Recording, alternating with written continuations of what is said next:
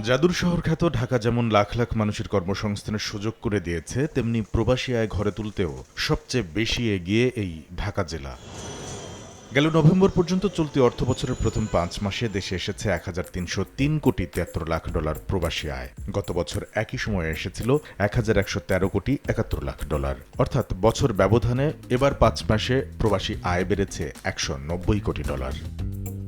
জেলাভিত্তিক হিসাবে এ সময় সবচেয়ে বেশি প্রবাসী আয় এসেছে ঢাকায়, যার পরিমাণ ৫১৩ কোটি ৬২ লাখ ডলার। 5 মাসের মধ্যে 4 মাসেই এসেছে ১০০ কোটির বেশি করে। সর্বনিম্ন ৯২ কোটি ১৯ লাখ ডলার এসেছে অক্টোবরে। ১০৩ কোটি ৫৫ লাখ ডলার নিয়ে দ্বিতীয় অবস্থানে রয়েছে চট্টগ্রাম জেলা। সবচেয়ে বেশি ২৬ কোটি ৪১ লাখ ডলার এসেছে নভেম্বরে, আর জুলাইয়ে এসেছে সবচেয়ে কম ১৬ কোটি ৫৪ লাখ ডলার।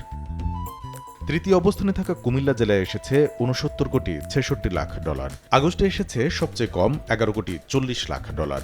এরপরে ধারাবাহিকভাবে বেড়ে নভেম্বরে এসেছে সর্বোচ্চ ১৬ কোটি ৬৫ লাখ ডলার।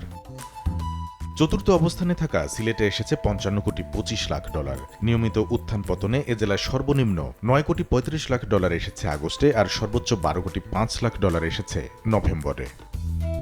নোয়াখালীতে এসেছে ৩৯ কোটি ১৬ লাখ ডলার। সেখানে সর্বনিম্ন ৭.৫ কোটি ডলার এসেছে আগস্টে, আর সর্বোচ্চ ৮.৫ কোটি ডলারের বেশি এসেছে সেপ্টেম্বরে।